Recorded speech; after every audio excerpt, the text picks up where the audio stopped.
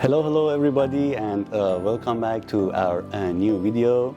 So like I promised you guys, today we have an interview with one of the most important people and also engineers in our state, and I'm sure you guys will enjoy this interview with him, and that person is Michel Maksoud. So Michel, thanks for joining us today for this interview. Could you please fully introduce yourself to our audience? Oh, okay. Well, thank you, Mo. My name is Michel Maksoud. I was, man, that's going to be a long story, but I think the best way to describe it is I'm a Lebanese immigrant. I was born in Lebanon. I have a Bachelor of Engineering from the American University of Beirut, and I came to Penn State, and I have a PhD in Civil Engineering from Penn State. And I've been in this business all my life. I worked in two companies. One of them was Brown and Root, and the other one was DEC, which I was a CEO of starting in 2019, and we were recently acquired by Gannett Fleming, which became Gannett Fleming Transsystems. I am the Senior Director of Texas Operations for Gannett Fleming. Thank you so much, Michel. So one of the plans actually we had to provide like some general information for our audience, and I want to start with a couple of questions, if you don't mind. Sure. All right. So the first things like we actually probably we and all audience want to know as one of the expert people in this business, which is transportation in our civil industry. We want to know like how does the development of transportation infrastructure, such as a like new road or transit system, typically affect to actually property values in the surrounding area. Those projects actually planning to build or is running or want to go to those areas actually. Well, I think you start by what affects property values. What are the factors that affect property values? And there's several. You can from curb appeal to taxes to location of jobs to there's just several things that affect property values. The thing that is related to transportation is the availability of transportation. Mm-hmm. So as transportation is more available, that makes that property more valuable. Okay. If we don't have, if you have to drive so many hours or so many minutes to get to a highway, for example, well, that's not going to be as desirable as you can just hop in 2 minutes and you're on a highway and you can go somewhere. Perfect. So one of the other questions we have, like what usually factors do transportation engineers consider when planning new infrastructure projects that could impact nearby the real estate actually? So in planning for transportation work or transportation projects, we are mostly concerned about mobility. We want to be able to move people and goods. Mm-hmm. So it's mobility and safety. As long as these two are, or these factors are considered, then we start looking into, well, how are we affecting people? We don't want to affect people disproportionately. Mm-hmm. So when we're planning it, we want to make sure we minimize any impacts to any of the people that are around these transportation projects. Okay, that's a very good point. And for one of the other question I just write it down to ask, it was like, how do the change in transportation accessibility influence the attractiveness of a location for real estate development? Well, so I guess one example I can think of, let's say your business had a ramp next to it, and somebody closed that ramp, or they moved the ramp further.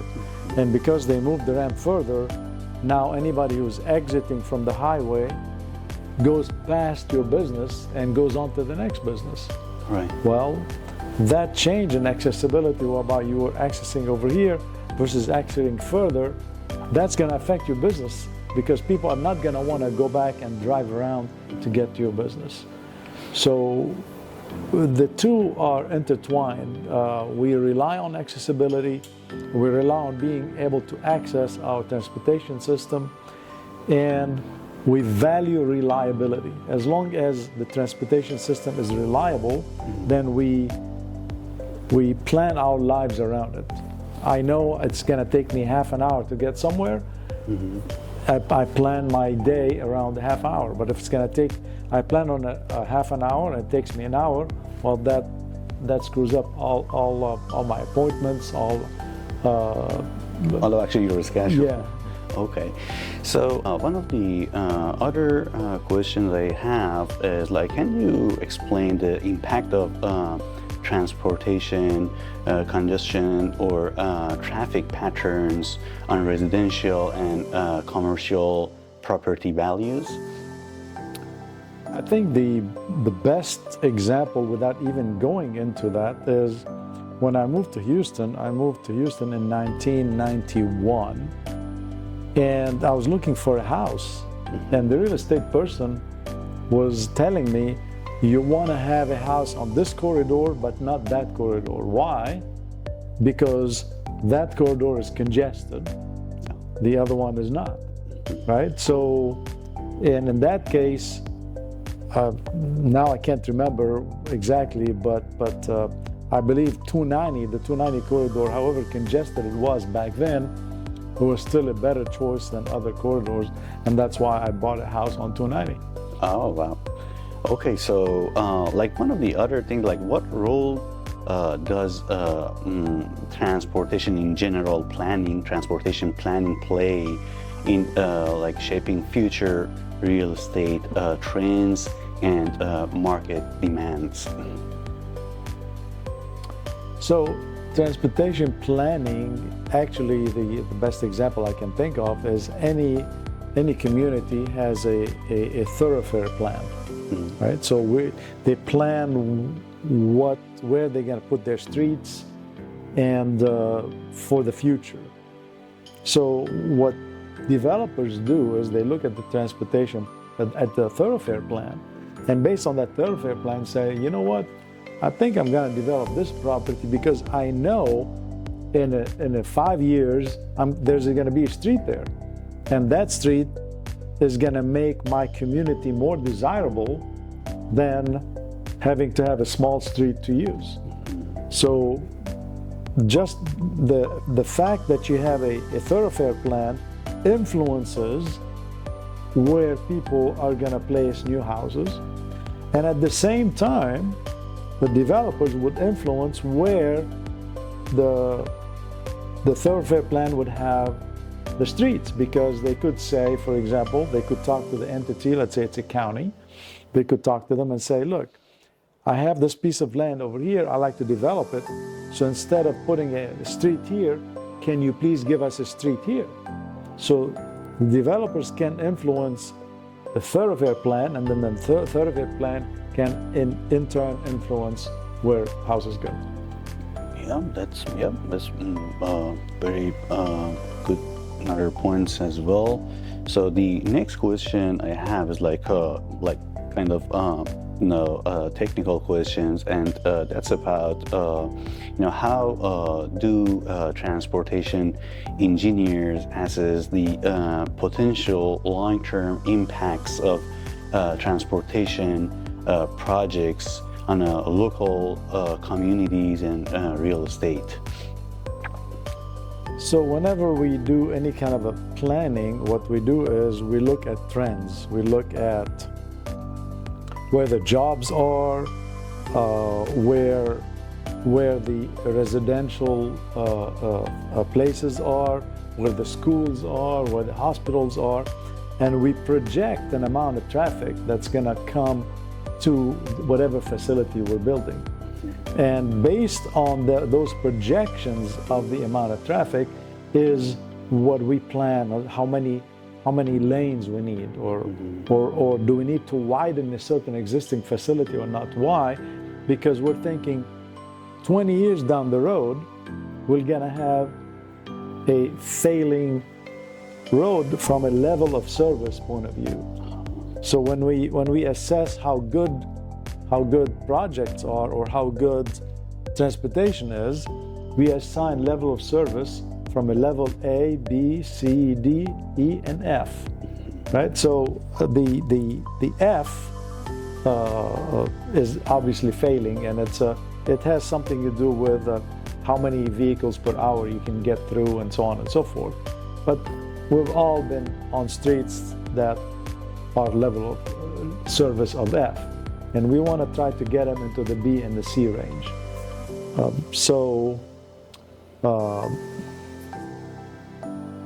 When we have an existing facility, we try to say, okay, in 20 years, what level of service is it going to be? And that based on the projection of traffic that's going to come, based on what people are going to be building, where people are going to be working, and so on. And then if the level of service goes towards F, then what we try to do, for example, one example would be to widen that facility. Another example would be to provide a parallel facility that would take some of that traffic from the current facility to the other one. Okay, that's perfect. And also, my next question is all kind of similar to this question we already had, and that says, like, what are some examples of successful integration of transportation planning and real estate development that you have seen? I mean, I cannot name specific communities, but most communities, that's what you do.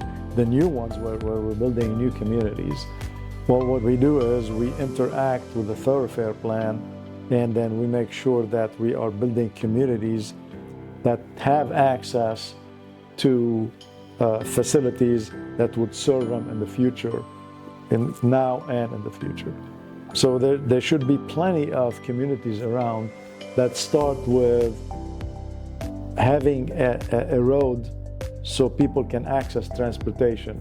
And these communities have to be built around facilities that provide transportation, because if you can't use transportation, where are you going to go, right? So exactly. We want to facilitate transportation to all these communities, and that's what makes some communities more desirable than others, because they have quick access to transportation. Okay, and that's for sure makes some affect to value as well. And I think if you have access to, if you can get on the highway quick, is one thing. If you can't get on the highway, you have to travel 15 minutes to get to a highway. That's for sure. That affects, yeah. So, like, how does the quality and design of transportation, design of transportation infrastructure, like for public transit, roadways, toll roads, influence commercial and residential real estate investment, you think? Well, I think one perfect example would be Amazon. When Amazon wants to locate warehousing over here, first of all, we have to agree that having an Amazon warehouse over here is good for the region, right? We have to agree on that first. Why? It creates jobs. It makes things go much faster. If you have a distribution center over here, then you can get your things faster than if your distribution center is 2 hours away. So cities would be interested in attracting Amazon to their place, so that Amazon can have a distribution center that will in turn benefit the city in more ways than including one big part is they're going to be paying real estate taxes. Okay. Right? So when Amazon looked at some cities around, well, they decided, I'm not going to go to this city or that city or that city. Why? Because they don't have access to highways. Or the highways are so congested that it takes so much for the trucks to Loading. to get to the highways that they decided not to. So here's a prime example whereby you are going to benefit from having Amazon in your community somewhere, and Amazon decided, no, we're not going to do that because you don't have properly planned, properly functioning transportation networks. Yeah, that's actually, I think it was like one of the best examples you mentioned. And also, I think want to know, that's going to be an interesting question as well. What are the potential risks and benefits for real estate development when transportation projects are delayed or like modified? Well, it goes back to transportation. So if you have a transportation project that was planned, well, it was planned for a reason. It was planned either to have access now, to provide access now, or to relieve congestion, because you're already congested and you want to either widen the facility or you want to put a new facility somewhere. Well, if you delay it, all you're doing is you're making the properties that were going to benefit from that project suffer. These properties were already suffering. Why? Because you didn't have enough mobility in the area. You don't have access to the freeways, or the freeways are not running in an efficient way. So you delay it. That means those guys who are affected by this particular project are going to have to wait another 5 years or 4 years or whatever before they reap the benefits. Well, what does that mean? Well, we're back to their properties are not going to be as desirable as properties who are near functioning transportation networks. Okay, that's perfect. And also, we actually trying to wrapping up our interview, and I just want to mention this part as well. Michel is one of the director of American Council of Engineering Companies as well, like for a long time. And for the actually last part of this interview, I want him to like provide one general advice for actually everybody, all audience, like public engineers, about the transportation. And whenever all of our audience planning to purchase a property. Well, I think I can sum it up with a few things. The general advice for general public is, when you see construction on a highway, don't be mad, be glad. Why? Because that particular highway is going to be better. The region is going to be better. So people see the immediate inconvenience of being in traffic because of construction. But you have to think about why we're doing that construction and be able to say, you know what, I'm willing to be inconvenienced now so that all the region, the whole region will benefit from a highway that is being built. The other piece of advice related to property values is back to what my real estate agent told me in 1991. Pick a place that where you have the least possible congestion. Unfortunately, in the Houston area, everything is congested, but look at a place where you don't have as much congestion, and look at a place where you have pretty good access to a highway, because that is what's going to be able to connect you to the rest of the world. Whether you want to go to work, you want to go to school, you want to take the children to school, but also, what about having the paramedics being able to get to you quick? What about being able to, the buses have access to your place, or emergency vehicles, fire trucks, being able to get to your place. They don't have access to transportation. If we don't give them good access, free access to transportation, they're not gonna get to you. So you want to help everybody have mobility in mind, because mobility helps us all. That would be my piece of advice. All right, thank you so much, and thanks again for joining us to this interview. And I really appreciate it for spending your time with us and provide all these useful information for everybody. Thank you so much. You're very welcome. Thank You're very welcome.